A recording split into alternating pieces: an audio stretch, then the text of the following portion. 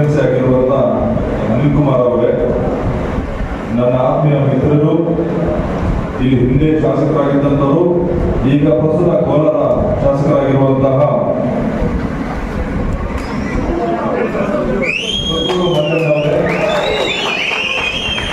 ಆದಿನಾರಾಯಣ ಅವರೇ, ಶಿವಣ್ಣ ಅವರೇ, ಅಧ್ಯಕ್ಷರಾದ ಲಕ್ಷ್ಮೀನಾರಾಯಣ ಅವರೇ, ಬ್ಲಾಕ್ ಅಧ್ಯಕ್ಷರಾದ ನೀಲಕಂಠ ಅವರೇ, ಅಮಾನುಲ್ ಅವರೇ, ರಾಜೇಂದ್ರ ಅವರೇ, ನೆರೆದಿರುವ ಎಲ್ಲ ನನ್ನ ಕಾಂಗ್ರೆಸ್ನ ಬಂಧುಗಳೇ, ವೇದಿಕೆ ಮೇಲಿರುವ ಎಲ್ಲ ನನ್ನ ನಾಯಕರುಗಳೇ, ನನ್ನ ಪಕ್ಷ ಈಗಾಗಲೇ ನಮ್ಮ ನಾಯಕರು ಮಾಡ್ಕೊಂಡಿದ್ದಾರೆ. ಆದರೂ ನನ್ನ ಕರ್ತವ್ಯ ಅಂತ ಹೊಂದಿರ್ತದೆ. ನಾನು ಇಂಜಿನಿಯರಿಂಗ್ ಪದವೀಧರ. ನಮ್ಮ ತಂದೆ ಮಾಜಿ ಮೇಯರ್ ವಿಜಯ್ ಕುಮಾರ್ ಅವ್ರನ್ನ ನೋಡ್ಕೊಂಡು ಬೆಳೆದವನು. ಅವ್ರನ್ನ ನೋಡಕ್ಕೆ ಯಾವ ರೀತಿ ಜನ ಬರ್ತಾ ಇದ್ರು, ಅವ್ರು ಯಾವ ರೀತಿ ಕೆಲಸಗಳು ಮಾಡ್ಕೊಳ್ತಾ ಇದ್ರು ಅಂತ ನನ್ನಲ್ಲೂ ಒಂದು ಸಣ್ಣ ಆಸೆ ಉಂಟು. ನಾನೊಬ್ಬ ರಾಜಕೀಯಕ್ಕೆ ಹೋಗ್ಬೇಕು ಅಂತ ಹೇಳಿ ನನ್ನ ತಂದೆಗೆ ಗೊತ್ತಿದ್ದೇನೆ NSU ಸೇರ್ಕೊಂಡೆ. ಆನಂತರ ನನ್ನ ವಿದ್ಯಾಭ್ಯಾಸ ಮುಗಿದ ಮೇಲೆ ನಾನು ಯೂತ್ ಕಾಂಗ್ರೆಸ್ ಸೇರ್ಕೊಂಡೆ. ಅಲ್ಲಿಂದ ನನ್ನ ಕೆಲಸ ನೋಡಿ ನನಗೆ ಪ್ರಮೋಷನ್ಗಳು ಕೊಡ್ತಾ ಹೋದ್ರೆ ಹೊರತು ನಾನು ಕೇಳಿಲ್ಲ. ನಾನಂತೂ ಹಾರ್ಡ್ ವರ್ಕರ್. ನನ್ನನ್ನು ಪಕ್ಷ ಗುರುತಿಸಿ ಇಲ್ಲಿವರೆಗೂ ತಂದಿರಿಸಿದೆ. ಪಕ್ಷದ ಮೇಲೆ ನಂಬಿಕೆ ಇಟ್ಟು ಕೆಲಸ ಮಾಡಿ ಪಕ್ಷಕ್ಕೋಸ್ಕರ ದುಡಿದವ್ರಿಗೆ ಈ ಪಕ್ಷ ಏನು ಬೇಕಾದ್ರೂ ಮಾಡುತ್ತೆ ಅನ್ನೋದಕ್ಕೆ ನಾನೇ ಸಾಕ್ಷಿ.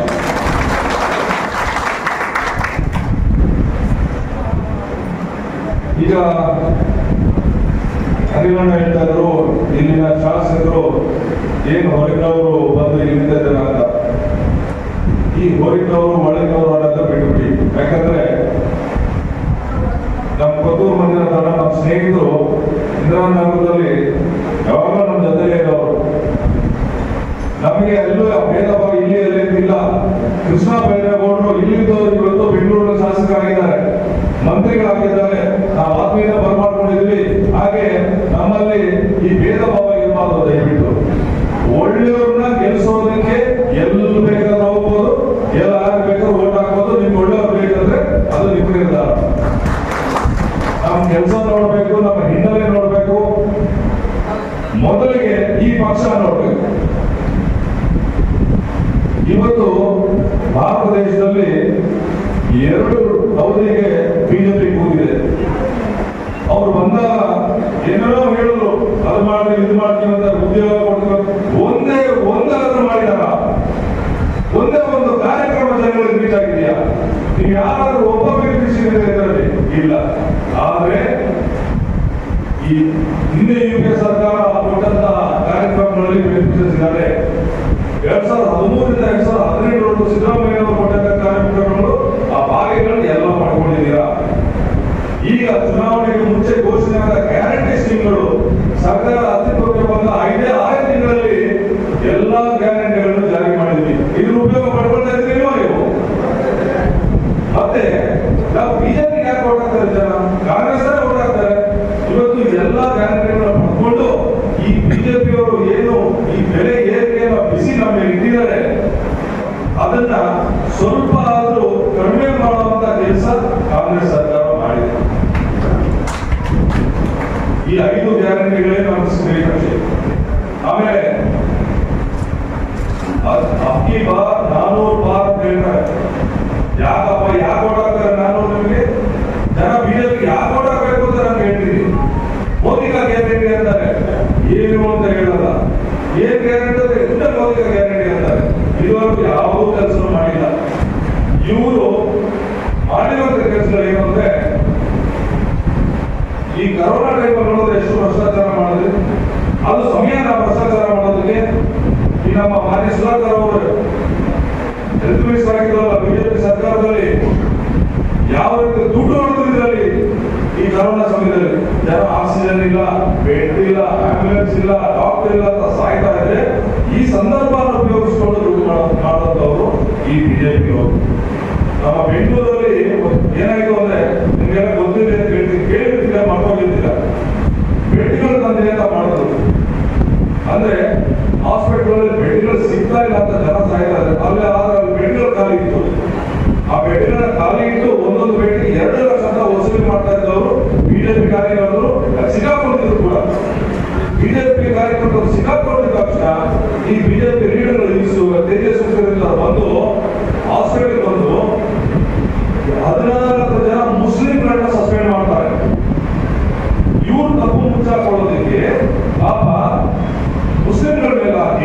ಅದೆಲ್ಲ ದೊಡ್ಡ ಕೆಲಸ ಆದ್ಮೇಲೆ ವಾಪಸ್ಸು ಕೆಲಸಕ್ಕೆ ಹೋಗ್ಬೇಕಾಗುತ್ತೆ. ಅಂದ್ರೆ ಇವ್ರಿಗೆ ಈ ಜನಗಳ ಮಧ್ಯೆ ಧರ್ಮ ಜಾತಿಗಳ ಮಧ್ಯೆ ತಂದಿಡೋದೇ ಕೆಲಸ ಹೊರತು ಇನ್ಯಾವುದೋ ಅಭಿವೃದ್ಧಿ ಇವ್ರು ಮಾಡಲ್ಲ. ಯಾವುದೇ ಅಭಿವೃದ್ಧಿ ಇವ್ರು ಮಾಡಲ್ಲ. ಸುಮ್ಮನೆ ನಮಗೆ ತಲೆ ಕೆಡಿಸಿ ಓಟ್ ಹಾಕ್ಸ್ಕೊಳ್ತಾರೆ. 2 ಸರಿ ಜನ ಯಾವಾಗಿದ್ದಾರೆ, ಬಟ್ ಈ ಸರಿ ಯಾವಾಗ. ಆಮೇಲೆ ನಮಗೆ ಕೋಲಾರ ಹೊಸದಲ್ಲ, ಮುಳುಬಾಗ್ಲು ಹೊಸದಲ್ಲ. ಎప్పుడు ಅವ್ರ ನಮ್ಮ ರಿಲೇಟಿವ್ ఏమేమి కొత్తలు కాదు, అన్నిగా కోలార్ పూర్తిగా రిలేటివ్. శ్రీనివాసంలో కావాలా, కోలార్లో కావాలా, ములుబాగ్లో కావాలా, అన్ని జాగాల్లో మన రిలేటివ్స్ ఉంటారు. ఏమేమి కొత్తలు కాదు. ನನ್ನ ಕೋರಿಕೆ ಇಷ್ಟೇ, ಇದು ಮತ ನೀವು ಹಾಕುವಾಗ ಯಾರು ಹಾಕ್ತೀರ ಅಂತ ಯೋಚನೆ ಮಾಡಿ. ಮುಂದೆ ನಿಮ್ಮ ಮಕ್ಕಳ ಭವಿಷ್ಯ ಡೇಂಜರ್ ಇದೆ. ಸಂವಿಧಾನ ಅಪಾಯದಲ್ಲಿದೆ. ಅವರು ಘಂಟಾಘೋಷವಾಗಿ ಹೇಳ್ತಾರೆ ಸಂವಿಧಾನ ಚೇಂಜ್ ಮಾಡ್ತೀವಿ ಅಂತ. ಅಂದ್ರೆ ಅವರು ಇಂಡೈರೆಕ್ಟ್ ಆಗಿ ರಿಸರ್ವೇಶನ್ ತೆಗಿತೀವಿ ಅಂತ ಹೇಳ್ತಾ ಇದ್ದಾರೆ. ಒಂದೇ ಒಂದು ಸಾರಿ ಊಹಿಸ್ಕೊಳ್ಳಿ, ರಿಸರ್ವೇಶನ್ ಇಲ್ಲ ಅಂದ್ರೆ ನಮ್ಮ ಗತಿ ಏನಾಗುತ್ತೆ ಅಂತ. ನಮ್ಮ ಮಕ್ಕಳು ಉದ್ಯೋಗಕ್ಕೆ ಹೋಗೋದಿರ್ಲಿ, ಶಾಲೆ ಕೂಡ ಹೋಗಕ್ಕಾಗಲ್ಲ ಅಂತ ಪರಿಸ್ಥಿತಿ ನಿರ್ಮಾಣ ಆಗುತ್ತೆ. ಈಗಾಗಲೇ ನಮಗೆ ಯಾವುದು ಕೆಲಸಗಳು, ಸರ್ಕಾರಿ ಕೆಲಸಗಳು ನೀಡ್ತಾ ಇದ್ದಂತ ಸರ್ಕಾರಿ ಸ್ವಾಮಿಗಳನ್ನ ಮುಚ್ಚಾಕಿ ಅಥವಾ ಮಾರಾಡ್ತಾ ಇದ್ದಾರೆ. ನಾವು ಯಾವುದೋ ಒಂದು ಫ್ಯಾಕ್ಟರಿ ಯಾರು ಮುಚ್ತೀವಿ ಅಥವಾ ಯಾರಾದ್ರೂ ಬೇರೆಯವ್ರು ಕೊಡ್ತೀವಿ, ಲಾಸ್ ಆಗ್ತದೆ ಅಂದ್ರೆ. ಆದ್ರೆ ಪ್ರಾಫಿಟ್ ಇರೋದ ಮಾತಾಡಿದ್ರು ಅಂದ್ರೆ ಅದೇ ನಮಗ್ ಪ್ರಾಫಿಟ್ ಆಗುತ್ತೆ ಅಲ್ವಾ? ಅಂದ್ರೆ ಬಿಜೆಪಿಯವರು ಇಷ್ಟೆಲ್ಲ ಮಾಡಿದಾರಲ್ಲ ಸಂಸ್ಥೆಗಳು, ಅವೆಲ್ಲ ಏನು ನಷ್ಟದಲ್ಲಿರಲಿಲ್ಲ, ಲಾಭದಲ್ಲಿರೋದನ್ನೇ ಮಾಡಿದ್ದಾರೆ. ಎಲ್ಲ ಶ್ರೀಮಂತ ಮಾಡ್ತಾ ಇದ್ದಾರೆ. ಕಾಂಗ್ರೆಸ್ ಸರ್ಕಾರಗಳು 70 ವರ್ಷಗಳಿಂದ ಜನಗಳಿಗೆ ಉದ್ಯೋಗ ಕೊಡಬೇಕು ಅಂತ ಏನೇನು ಕಂಪನಿಗಳ ಅಷ್ಟನ್ನು ಮಾಡ್ಕೊಂಡು ಮಾಡ್ತಾ ಇದ್ದಾರೆ. ನಿಮಗೆ ಸಣ್ಣ ಉದಾಹರಣೆ ಕೊಡ್ತೀನಿ. ಹೋದ್ಸತಿ ನಾವು ಲೋಕಸಭೆ ಎಲೆಕ್ಷನ್ ಬಹಳ ದಿನಾಂಕ ಸೋತ್ವಿ, ಅದು ನಿಜಾನೇ. ಕರ್ನಾಟಕದಲ್ಲಂತೂ 22-27 ಸೋತ್ವಿ, ಇಡೀ ದೇಶದಲ್ಲೂ ಸೋತ್ವಿ. ಯಾವ ಸಂದರ್ಭ ಉಪಯೋಗಿಸ್ತಾರೆ? ಈ 40 ಜನ ಸೈನಿಕರು ಪುಲ್ವಾಮಾ ಬಾಂಬಿಂಗ್ ಸತ್ತರು. ಆ ಟೈಮಲ್ಲಿ ನಮ್ಮ ಪ್ರಧಾನಮಂತ್ರಿಗಳು ಹೇಳಿದ್ರು ಅಂದ್ರೆ, ಯಾವುದೋ ಒಂದು ಸಫಾರಿ ನ್ಯಾಷನಲ್ ಪಾರ್ಕ್ ಅಲ್ಲಿ ಶೂಟಿಂಗ್ ಮಾಡ್ತಾ ಇದ್ರು.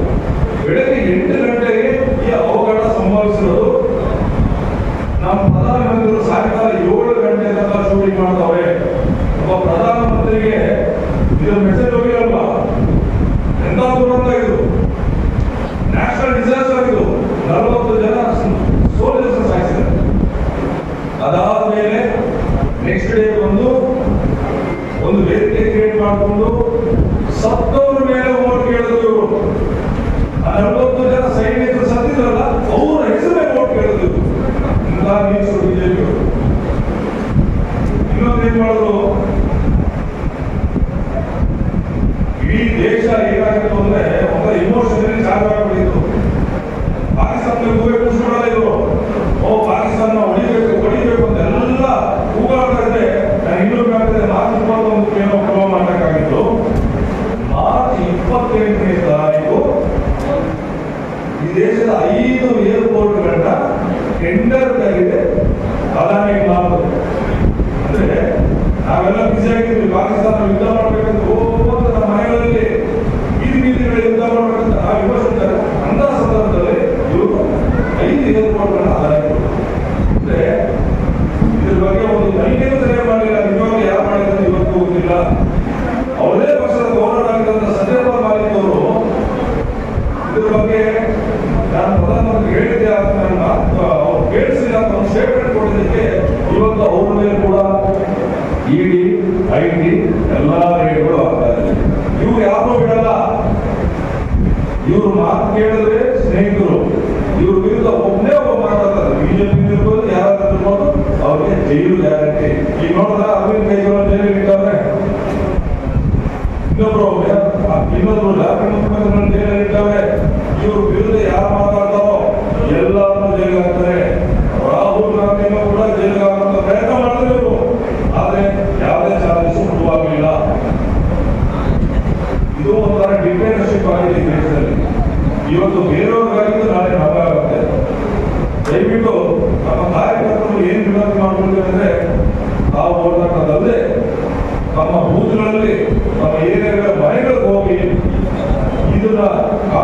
ಗ್ಯಾರಂಟಿಗಳ ಬಗ್ಗೆ ತಿಳಿಸಿ. ಬಿಜೆಪಿಯವರು ಯಾವ ರೀತಿ ಏನೂ ಕೆಲಸ ಮಾಡದೇನೆ ಬರೀ ದುಡ್ಡು ವಿತರಣೆ ಬಗ್ಗೆ ತಿಳಿಸಿ ಅವರ ಮನಸ್ಸು ಪರಿವರ್ತನೆ ಮಾಡಿ ಕಾಂಗ್ರೆಸ್ಗೆ ಓಟ್ ಹಾಕಿಸುವಂತ ಕೆಲಸ ನೀವೆಲ್ಲ ಮಾಡಬೇಕಾಗಿದೆ. ಇದರಿಂದ ನೀವು ನನಗೆಲ್ಲ ಸಹಕಾರ ಮಾಡೋದು ಕಾಂಗ್ರೆಸ್ ಪಕ್ಷಕ್ಕೆ ಮತ್ತು ಈ ದೇಶಕ್ಕೆ ಸಹಾಯ ಮಾಡ್ತಿದ್ದಾರೆ. ಜ್ಞಾಪಕ ಇದು ಬಹಳ ಇಂಪಾರ್ಟೆಂಟ್. ಈ ದೇಶಕ್ಕೆ 3ನೇ ಬಾರಿಗೆ ಅವ್ರಿಗೆ ಅವಕಾಶ ಹೋದ್ರೆ ಈ ದೇಶ ಉಳಿಯಲ್ಲ. ಈಗಾಗಲೇ ಅವರು ಏನೇನೋ ಸ್ಕೀಮ್ಗಳು ಹಾಕಿಕೊಂಡಿದ್ದಾರೆ, ಏನೋ ಮಾಡಬೇಕು ಅಂತ ಅದಕ್ಕೆ ನಾವು ಅವಕಾಶ ಮಾಡಿಕೊಡ್ಬೋದು. ಅವ್ರನ್ನ ಹೇಗಾದ್ರೂ ಮಾಡಿ ಸೋಲಿಸಬೇಕು. ಇಲ್ಲಿ ಕಳೆದ ಬಾರಿ ನಮ್ಮ ಆದಿನಾರಾಯಣ ಅವರು ಸ್ವಲ್ಪ ಹಂತದಲ್ಲಿ ಸೋತ್ಬಿಟ್ರು. ಹಿಡಿದಂಗೆ 12 ಒಂದು ಇನ್ನೊಂದು 4-5 ದಿನ ಬಂದು ರೌಂಡ್ ಹೊಡೆದಿದ್ದಾರೆ ಗೆಲ್ಲುತ್ತವರು. ಆದ್ರೆ ಅಂತ ಒಳ್ಳೆ ವ್ಯಕ್ತಿನ ನಾವು ಇಲ್ಲಿ ಕಳ್ಕೊಂಡಿದ್ದೀವಿ. ಈಗ ಬಂದಿರೋನು ಯಾವ ರೀತಿ ಮಾತಾಡ್ತಾ ಇದ್ದಾರೆ ನಿಮ್ಗೆಲ್ಲ ಗೊತ್ತಿದೆ. ಅಂತವ್ರಿಗೂ ಮುಂದೆ ಅಂತ ಅವಕಾಶ ಕೊಡಬಾರ್ದು. ನೀವು ಈ ಲೋಕಸಭಾ ಎಲೆಕ್ಷನ್ ಅಲ್ಲಿ ನೀವು ಓಟ್ ಹಾಕುವಂತ ಮುಖಾಂತರ ನೆಕ್ಸ್ಟ್ ನಮ್ಮ ಅಭ್ಯರ್ಥಿ ಆದಿನಾರಾಯಣ ಪ್ರೂವ್ ಮಾಡ್ಬೇಕಂತ ನಾನು ನಮ್ಮಲ್ಲಿ ಕೇಳ್ಕೊಂಡು ನನಗೆ ಅವಕಾಶ ಕೊಟ್ಟ ಎಲ್ಲ ನನ್ನ ನಾಯಕರುಗಳೇ ವಂದಿಸಿಕೊಂಡು ಮಾತು ಮುಗಿಸ್ತೀನಿ.